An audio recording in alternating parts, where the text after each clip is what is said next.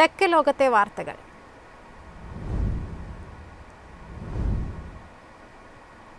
പെട്രോളിന് പകരം എഥനോൾ ഇന്ധനവും ഉപയോഗിക്കാവുന്ന ഇന്ത്യയിലെ ആദ്യ സ്കൂട്ടർ അവതരിപ്പിച്ച് ഹോണ്ട.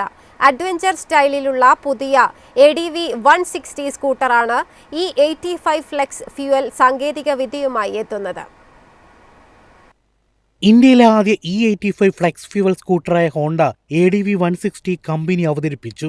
85% വരെ എഥനോൾ കലർന്ന ഇന്ധനത്തിലും ഈ സ്കൂട്ടർ പ്രവർത്തിക്കും. 157cc ലിക്വിഡ് കൂൾഡ് എഞ്ചിനാണ് വാഹനത്തിന് കരുത്തു നൽകുന്നത്. അഡ്വഞ്ചർ സ്റ്റൈൽ ഡിസൈൻ, ഉയരം ക്രമീകരിക്കാവുന്ന വിൻഡ്സ്ക്രീൻ, LED ലൈറ്റുകൾ, smart key, dual channel storage എന്നിവയും സ്കൂട്ടറിന്റെ പ്രധാന സവിശേഷതകളാണ്. ഇന്ത്യയിൽ തന്നെ നിർമ്മിക്കുന്ന ADV 160 ആഭ്യന്തര വിപണിക്കൊപ്പം കയറ്റുമതിക്കും ഉപയോഗിക്കാനാണ് ഹോണ്ടയുടെ പദ്ധതി. ഇന്ത്യയുടെ എഥനോൾ ഇന്ധന നയത്തിന് പിന്തുണ നൽകുന്ന പുതിയ നീക്കമായാണ് ഈ മോഡലിനെ വിലയിരുത്തുന്നത്. ലോഞ്ച് തീയതിയും വിലയും കമ്പനി പിന്നീട് പ്രഖ്യാപിക്കും. News desk MyFin TV. പുതിയ ലുക്കും കരുത്തേറിയ ടർബോ എഞ്ചിനുമായി മാരുതി സുസുക്കിയുടെ ജനപ്രിയ SUV-യായ ബ്രസയുടെ 2026 പതിപ്പ് വിപണിയിലെത്തി. 7.40 ലക്ഷം രൂപ മുതലാണ് എക്സ് ഷോറൂം വില. Maruti Suzuki 2026 Brezza facelift Indian വിപണിയിൽ അവതരിപ്പിച്ചു. 7.40 ലക്ഷം രൂപയാണ് പ്രാരംഭ എക്സ് ഷോറൂം വില. പുറം ഡിസൈനിൽ ചെറിയ മാറ്റങ്ങൾ മാത്രമാണുള്ളത്. പുതിയ grille, alloy wheel design, fog lamp ഇൻസേർട്ടറുകൾ എന്നിവയാണ് പ്രധാന മാറ്റങ്ങൾ. അകത്തളത്തിൽ കൂടുതൽ ആധുനിക ഫീച്ചറുകളും മെച്ചപ്പെട്ട ഇൻഫോർടൈൻമെന്റ് സംവിധാനവും ഉൾപ്പെടുത്തിയിട്ടുണ്ട്. ഏറ്റവും വലിയ മാറ്റം എഞ്ചിനിലാണ്. 108 bhp കരുത്തും 170 Nm ടോർക്കും നൽകുന്ന 1.0 litre booster jet turbo petrol എഞ്ചിനാണ് പുതിയ ബ്രസയ്ക്ക് കരുത്താകുന്നത്.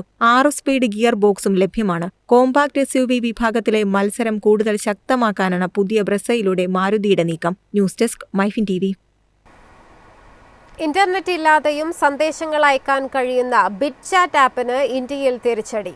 സുരക്ഷാ ആശങ്കകൾ ചൂണ്ടിക്കാട്ടി ആപ്പിന്റെ ഗിറ്റ്ഹബ് റിപ്പോസിറ്ററികൾ നീക്കം ചെയ്യാൻ കേന്ദ്ര സർക്കാർ നിർദ്ദേശം നൽകി. Internet, mobile network, central server എന്നിവയൊന്നുമില്ലാതെ ബ്ലൂടൂത്ത് മെഷ് സാങ്കേതികവിദ്യ ഉപയോഗിച്ച് സന്ദേശങ്ങൾ കൈമാറാൻ കഴിയുന്ന ബിറ്റ്ചാറ്റ് ആപ്പിന്റെ ഗിറ്റ്ഹബിന് റിപ്പോസിറ്ററികൾ നീക്കം ചെയ്യാൻ കേന്ദ്ര സർക്കാർ തീരുമാനിച്ചു. മുൻ ട്വിറ്റർ CEO ജാക്ക് ഡോർസി വികസിപ്പിച്ച ഓപ്പൺ സോഴ്സ് ആപ്പാണ് ബിറ്റ്ചാറ്റ്.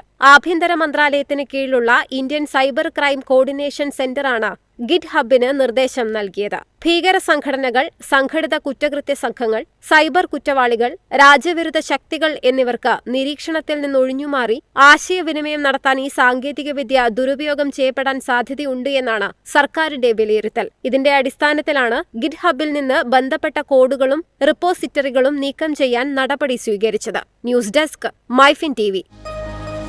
എളുപ്പത്തിൽ സമ്പാദ്യം വളർത്താം. ഇന്ന് തന്നെ മൈഫിൻ TV ആപ്പ് ഡൗൺലോഡ് ചെയ്യൂ.